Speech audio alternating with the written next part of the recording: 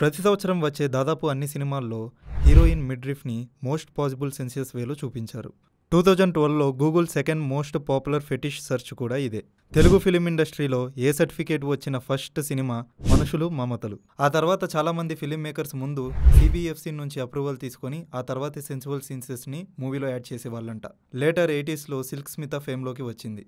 అప్పటి నుంచి సిల్క్ స్మిత గారు మాత్రమే ఎక్కువగా ఇంటిమేట్ సీన్స్ చేసేవారు. చాలా సినిమాల్లో తను టైప్ క్యాస్ట్ అయిపోయి అలాంటి రోల్స్కే లిమిటెడ్గా అయిపోవడానికి మెయిన్ రీజన్ ఇదే. కానీ సిల్క్ స్మితని స్క్రీన్ మీద చూడడానికి రచ్చ చేసేవాళ్ళు జనాలు థియేటర్లో. సిల్క్ స్మిత లైఫ్ అప్పట్లో చాలా పెద్ద కాంట్రవర్సీ. అందుకేనేమో మిలాన్ లూత్రేయాకి సిల్క్ స్మిత లైఫ్ మీద ద డర్టీ పిక్చర్ అనే మూవీ తీయాలి అని ఇన్స్పిరేషన్ వచ్చింది. ఇలా టాలీవుడ్ అబ్సెషన్ గురించి తెలుసుకుందామనే రీసెర్చ్లో ఒక కోరా థ్రెడ్ కనిపించింది that had some insightful answers on the topic.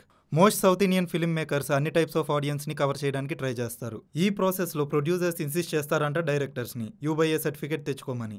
చాలామంది ప్రొడ్యూసర్స్ ఏ సర్టిఫికేట్ వస్తే రెవెన్యూ తగ్గిపోతుంది, ఆడియన్స్ ఫుడ్ స్టెప్స్ తగ్గిపోతాయి అని ఫీల్ అయ్యేవారట. సో యూబైఏ రావడానికి అట్ ద సేమ్ టైం గ్లామర్ని కూడా చూపించడానికి నేవల్ షోని బెస్ట్ చాయిస్గా చూస్ చేసుకునేవారంట. అటు వల్గర్గా ఉండకుండా ఇటు గ్లామర్ని కూడా ఇంక్లూడ్ చేసినట్టు ఉంటుందని. మోర్ ఓవర్ సెన్సార్ ఇష్యూస్ ఉండవని. మనం చూసే అన్ని కమర్షియల్ మసాలా మూవీస్లో యాక్షన్, రొమాన్స్, కామెడీ, సెంటిమెంట్స్ అన్నీ ఉంటాయి, అలాగే గ్లామర్ కూడా.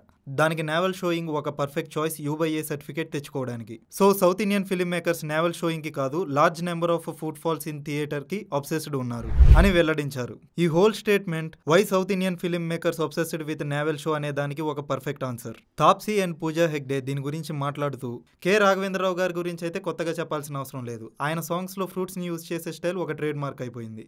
ఇప్పటికీ ఆ సాంగ్స్కి, ఆ విజువల్కి తెలుగు సినిమా హిస్టరీలో ఒక ప్లేస్ ఉంది. సౌందర్య లహరి అనే టాక్ షోలో మాట్లాడుతూ కె రాఘవేంద్రరావు గారు why he uses so much fruits in his songs అనే దానికి ఇలా అన్నారు.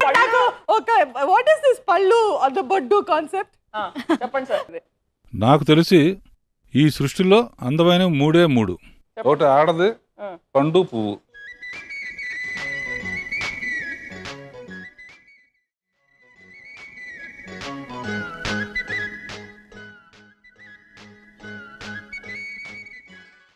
ఇంకో ఇంటర్వ్యూలో జనరల్గా మనం అందరం దేవుణ్ణి పూజించాలి అనుకున్నప్పుడు ఫ్లవర్స్ అండ్ ఫ్రూట్స్ని వాడతాం. అలాగే నా సినిమాల విషయానికి వస్తే ఆడవాళ్ళ అందం గొప్పతనాన్ని చూపించడానికి ఫ్రూట్స్ అండ్ ఫ్లవర్స్ని యూజ్ చేశాను అని అన్నారు. వివి వినాయక్ని కూడా ఒక అమ్మాయి ఒక ఈవెంట్లో ఇదే క్వశ్చన్ అడిగితే, ఈ క్వశ్చన్ నన్ను కాదు కె రాఘవేంద్రరావు గారిని అడగాలంటూ ఆడియన్స్కి గ్లామరస్ ట్రీట్ ఇచ్చే ఇంటెన్షన్తోనే అలాంటి సీన్స్ పెట్టాల్సి వస్తుంది అన్నారు. ఇది చాలా టఫ్ క్వశ్చన్, కానీ ఆన్సర్ చేయాలంటే ఎప్పటి నుంచో మన మైథాలజీలో నావల్ షోయింగ్ అనేది ఉంది. మన ఏన్షియన్ టెంపుల్లో ఉన్న చాలా స్కల్ప్చర్స్ని చూస్తే అది మనకు అర్థమవుతుంది అని ఒక సౌత్ ఇండియన్ రైటర్ కూడా అన్నారు ఈ టాపిక్ గురించి. ఇఫ్ మీకు కూడా ఎందుకు South Indian film makers navel showing అంటే అబ్సెస్డ్గా ఉన్నారు అనే దానికి రీజన్స్ ఉంటే కామెంట్ చేయండి. We will be more than happy to read your take on it.